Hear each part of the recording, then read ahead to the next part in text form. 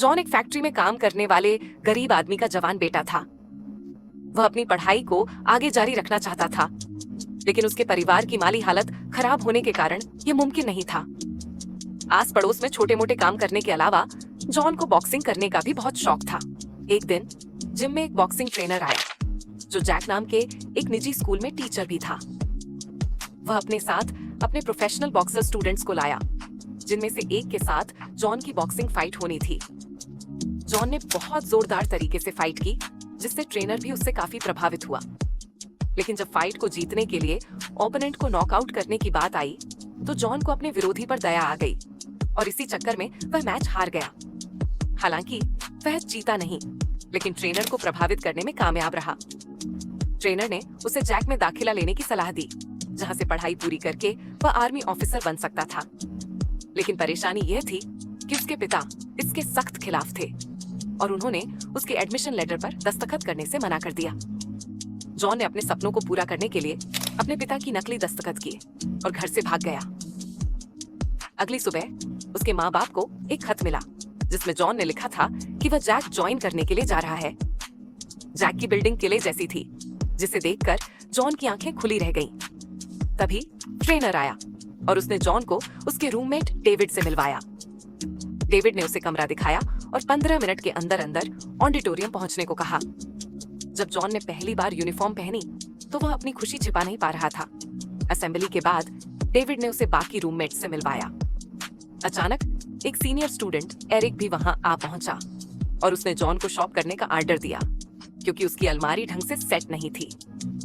लेकिन ट्रेनर ने मौके पर यह सब रोक दिया। रात को जॉन सो नहीं पा रहा था, तो उसने डेविड से बात करनी चाहिए, लेकिन बत्तियां बुझाने के बाद उन्हें बात करने की इजाजत नहीं थी। अगली सुबह उन्हें एक नया रूममेट मिला, जिसका नाम रॉबर्ट था। वह शहर के गवर्नर का बेटा था, लेकिन उसे ऑफिसर बनने में बिल्कुल दिलचस्पी नहीं थी। उसने जॉन की बेड सेट करने में मदद की, जिससे वे दोस्त बन गए। इसके बाद उनकी ट्रेनिंग करवाने एक बेरहम इंस्ट्रक्टर आया, जिसका नाम कॉलिन था। एक दिन कॉलिन ने शिकायत की कि जॉन के रूममेट जिम ने दूसरी बार अपना बेड गीला कर दिया है। सजा के तौर पर उसे सबके सामने बेइज्जत किया गया।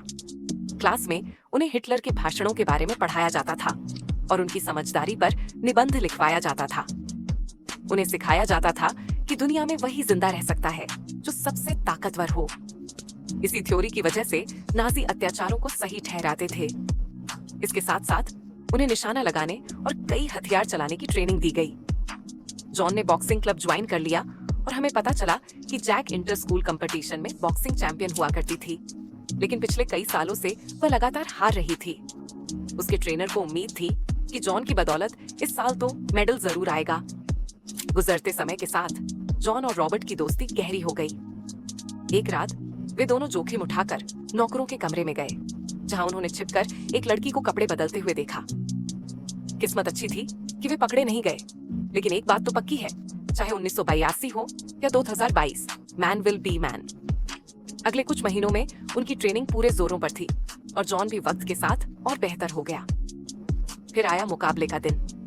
इस मैच में जॉन ने पूरी जान से लड़ा और अपने विरोधी को रस्सियों का सहारा लेने पर मजबूर कर दिया। लेकिन जीतने के लिए उसे अपने ओपोनेंट को नॉकआउट करना ही पड़ेगा। पहले तो वह हार मान चुका था, लेकिन इस बार जॉन ने जीतने की ठानी। सभी ने उसके लिए तालियां बजाईं, सिवाय रॉबर्ट के, जिसका मानना था कि हार मान चुके इंसान को मारना सही नहीं है। सभी बड़े ऑफिसर्स ने जॉन की जमकर तारीफ की और वह खुद को 7वें आसमान पर महसूस कर रहा था। लेकिन रॉबर्ट ने उसे आईना दिखाते हुए कहा कि वह बाकियों की तरह निर्दयी बन चुका है। अगली सुबह जिम ने फिर से बिस्तर गीला कर दिया। एरिक ने उसे धमकाते हुए कहा कि अगर उसने डिनर से पहले उसे अपना मुंह बंद रखने के लिए पैसे नहीं दिए, तो वह इसकी शिकायत सीधा ट्रेनर से करेगा। उस दिन ट्रेनर उन्हें फील्ड में ले जाकर स्टिकनेट का इस्तेमाल करना सिखा रहा था, लेकिन एक सैनिक ने गलती से चलती हुई ग्रेनेड गिरा दी।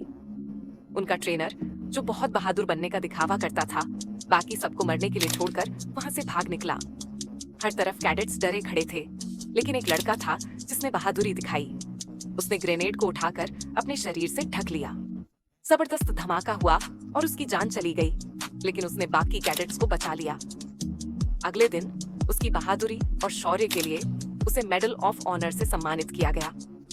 लेकिन जॉन को यह देखकर बहुत दुख हुआ कि जिस इंसान ने जिम को बेइज्जत किया था वह खुद सबसे बड़ा भगोड़ा निकला।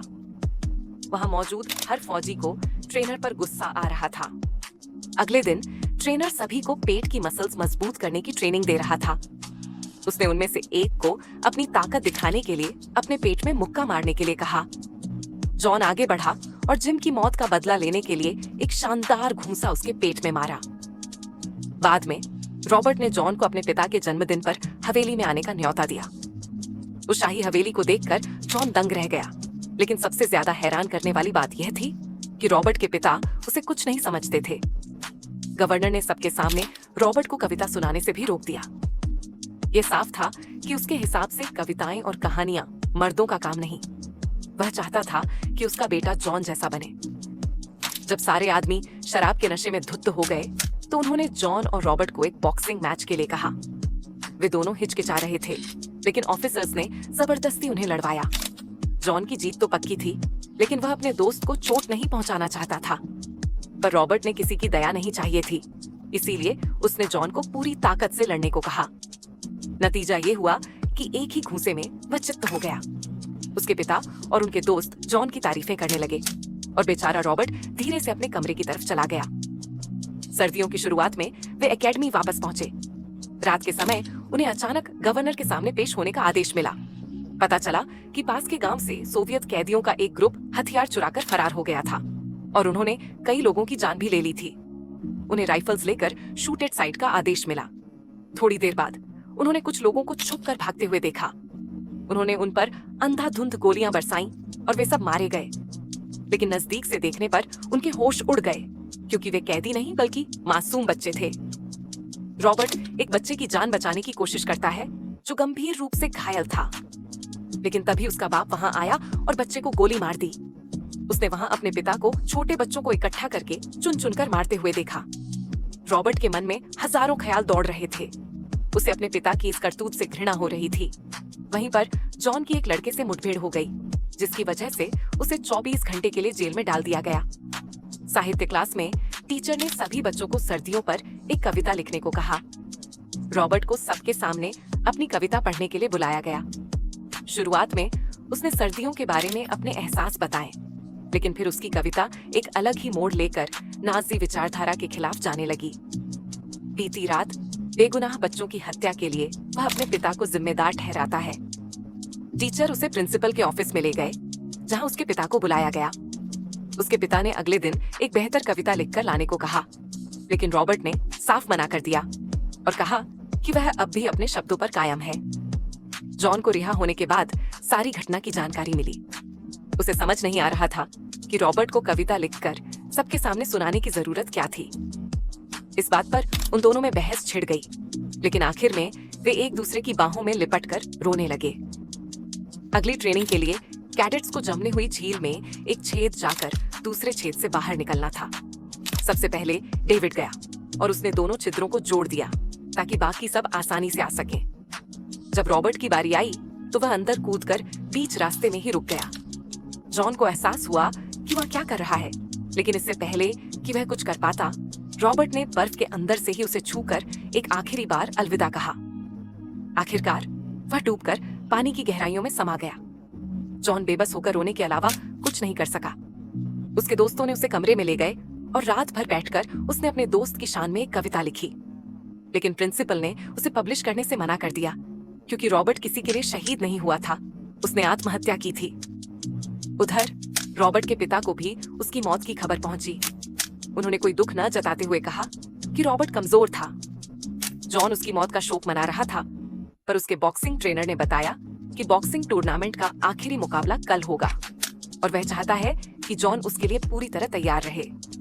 अगले दिन गवर्नर भी दर्शकों में मौजूद था। उसके चेहरे पर मुस्कान थी, मानो उसका बेटा कभी मरा ही नहीं। जॉन पहले राउंड में पूरी जान से लड़ा और अपने ओपोनेंट पर पूरी तरह से हावी था, लेकिन गवर्नर का मुस्कुराता चेहरा देखकर उसका दिमाग हिल गया और वह जानबूझकर हारने लगा, ये सोचकर कि वह अपने दोस्त के हथियारों को जीतने नहीं देगा। अगले दिन जॉन को अपने सारे कपड़े उतारकर कमरे तक नंगा जाने की सजा दी गई। जब उसने अपना सारा सामान पैक कर लिया तो उसे एकेडमी से निकाल दिया गया। आखिर में वह अपने शहर के लिए रवाना हो गया। क्या आपका भी ऐसा कोई करीबी दोस्त है जिसके लिए आप ऐसे सुनहरे मौके को लात मार देंगे? अगर हाँ, तो कमेंट सेक्शन में अपने दोस्त के बारे में 2 लाइनें जरूर लिखें।